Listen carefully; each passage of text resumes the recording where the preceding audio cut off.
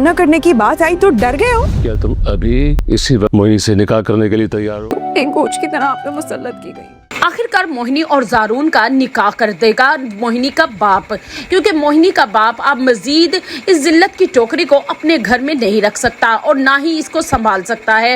वो जान चुका है कि ये लड़की उसके सर में खाक तो डाल चुकी है, लेकिन उसकी इज्जत उछालने के लिए वो 1 मिनट भी नहीं लगाएगी।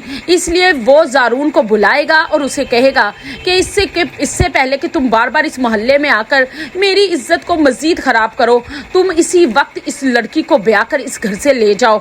और वो मोहिनी का निकाह जारून से करवाकर उसे रुखसत कर देगा।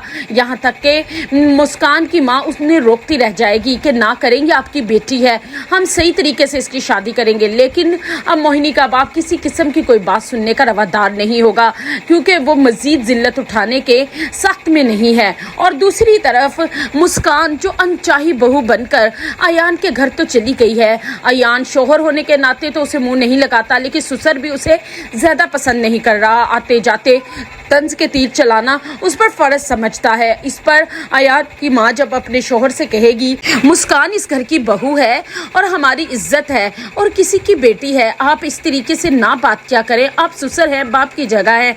लेकिन वो कहेगा कि मुझे इस लड़की की शक्ल देखते ही अपनी जिल्लत की वो रात याद आ जाती है जो इसने और इसके बाप ने मिलकर हमारे चेहरे पर थोपी थी।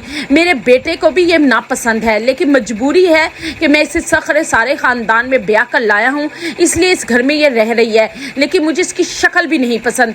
दूसरी तरफ मोहिनी रोती हुए अपने कमरे में जाएगी और अयान पूछेगा कि क्यों रो रही हो, तो मोहिनी कहेगी रोना तो मेरा मुकद्दर है, क्योंकि अनचाही बनकर बहू तो इस घर में आ चुकी हूँ, इसलिए जिसका जब दिल करता है मुझे जलील करके रख देता है।